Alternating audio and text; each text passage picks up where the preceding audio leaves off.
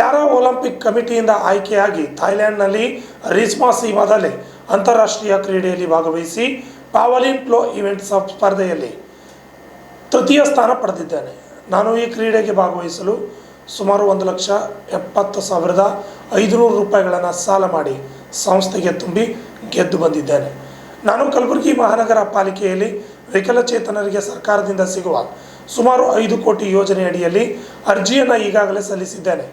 ಆದರೆ ನನಗೆ ಸಿಗಬೇಕಾದ ಪ್ರೋತ್ಸಾಹಧನ ಸಿಗ್ತಾ ಇಲ್ಲ ಎಂದು ರಮೇಶ್ ಯಾದವ್, ಜಯಹನುಮಾನ್ ನಗರ ತಾಂಡ, ಕಲಬುರಗಿ ಅವರು ಆಕ್ರೋಶವನ್ನು ಹೊರಹಾಕಿದ್ದಾರೆ.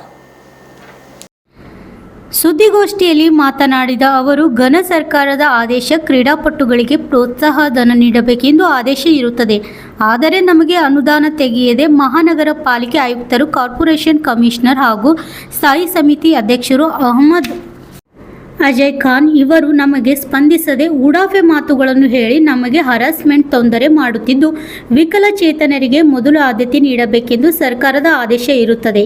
ಈ ಅಧಿಕಾರಿಗಳು ವಿಕಲಚೇತನರನ್ನು ಕಡೆಗಣಿಸುತ್ತಿದ್ದು, ಕಮಿಷನರ್ PA ನನಗೆ ದಿನಾಂಕ 13/3/2026 ಕಾರ್ಯಾಲಯಕ್ಕೆ ಭೇಟಿ ನೀಡಿದ್ದಾಗ ನನಗೆ ತಳ್ಳಿ ಹಾಕಿದರು.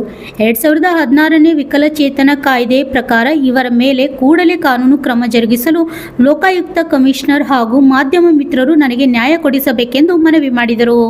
ರಮೇಶ್ ಜಾಧವ್, ಜಯಹನುಮಾನ್ ತಾಂಡ, ಕಲಬುರಗಿ 46 ವಾರ್ಡಲ್ಲಿ ನಾನು ಇಲ್ಲೇ ಕಲಬುರಗಿಯಲ್ಲಿ ವಾಸ ಮಾಡುತ್ತೇನೆ.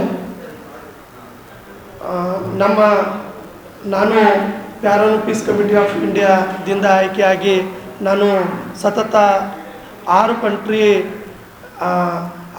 ಆಡಿದ್ದೇನೆ. ಅದರಲ್ಲಿ ನಾನು ಥೈಲ್ಯಾಂಡ್ 2023ರಲ್ಲಿ ನಮ್ಮ ಪತ್ರಿಕಾ ಮಾಧ್ಯಮದವರು ಎಲ್ಲರ ಆಶೀರ್ವಾದದಿಂದ ಜಾವ್ಲಿನ್ ಥ್ರೋ ಅಲ್ಲಿ ಚಿನ್ನದ ಪದಕ ಪಡೆದು ನಮ್ಮ ಕರ್ನಾಟಕ ಮತ್ತು ಕಲಬುರಗಿ ಜಿಲ್ಲೆಯ ಕೀರ್ತಿ ತಂದಿದ್ದೇನೆ. ವಿಕಲಚೇತನರಾಗಿದ್ದರೂ ಕೂಡ ನಾನು ಬಹಳ ಬಡತನದಿಂದ, ಕಷ್ಟದಿಂದ ಇಂಥಷ್ಟು ದಿನಗಳಲ್ಲಿ ಕೂಡ 2025ರಲ್ಲಿ ನವೆಂಬರ್ 17, 25 ನಾನು ಥೈಲ್ಯಾಂಡಲ್ಲಿ ಜಾವ್ಲಿನ್ ಥ್ರೋ ಅಲ್ಲಿ 3ನೇ ಸ್ಥಾನವನ್ನು ಪಡೆದಿರುತ್ತೇನೆ.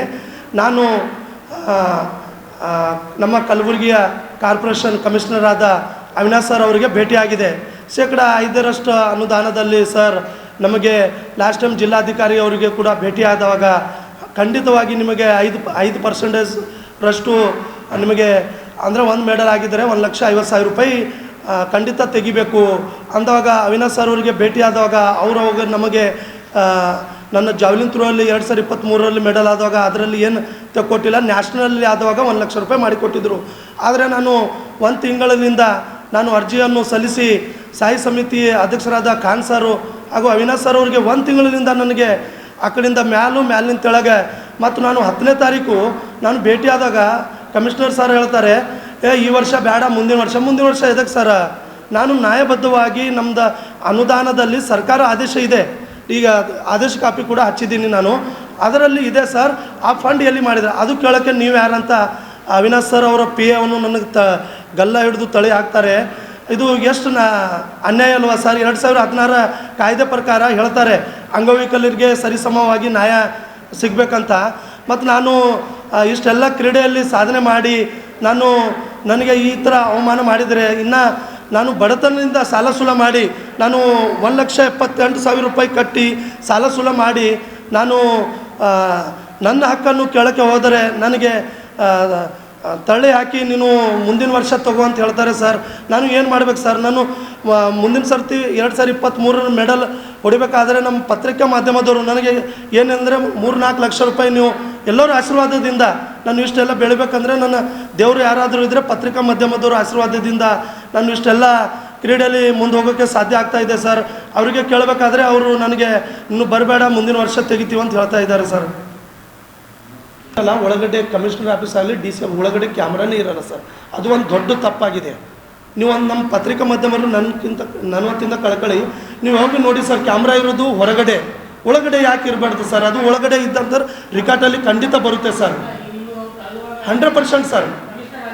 ಅಲ್ಲೇ ಇದ್ದರು ಸರ್, ಅದು ಕ್ಯಾಮ್ರಾದಲ್ಲಿ ನೋಡಿ ಸರ್. ಹಾಗಾದ್ರೆ ನನ್ನ ತಪ್ಪಿತ್ತಂದರೆ ನಾನು ನ್ಯಾಯಬದ್ಧವಾಗಿ ನನಗೆ ಶಿಕ್ಷೆ ಕೊಡಿ, ಆದರೆ ಅವ್ರ ತಪ್ಪಿತ್ತಂದರೆ ಅವರಿಗೆ ಖಂಡಿತವಾಗಿ ಶಿಕ್ಷೆ ಕೊಡಬೇಕು ಸರ್.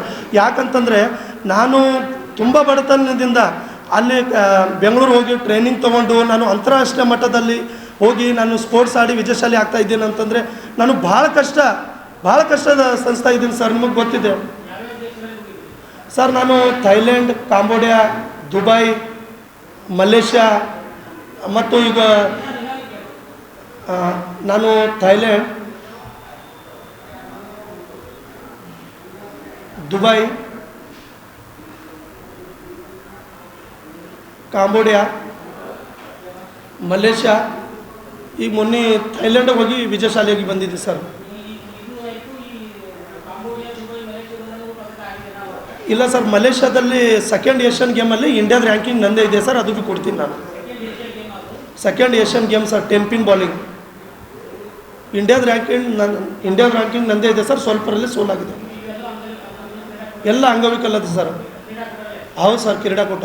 ಈಗ ರೀಸೆಂಟ್ಲಿ ಚಂಡೀಗಢಗೆ ಕಬಡ್ಡಿಗೆ ಭೀ ಕೂಡ ಆಯ್ಕೆ ಆಗಿದ್ದೀನಿ ಸರ್. ನಾನು 29-30 ಚಂಡೀಗಢದಲ್ಲಿ ಕಬಡ್ಡಿ ಇದೆ ಸರ್.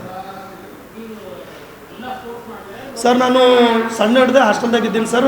ಆಲ್ಮೋಸ್ಟ್ ಮಾಡ್ತೀನಿ ಸರ್, ಯಾಕಂದರೆ ನಾನು ಬಡತನ ಅಲ್ಲ. ಒಂದು ನ್ಯಾಷನಲ್ ಮಾಡಿದ್ರೆ 3 ಲಕ್ಷ ರೂಪಾಯಿ SC ST ಬರುತ್ತೆ ಸರ್. ಯಾವುದನ್ನ ಒಂದು ಅನುಕೂಲ ಆಗುತ್ತೆ ಸರ್ ನನಗೆ ಅಂತ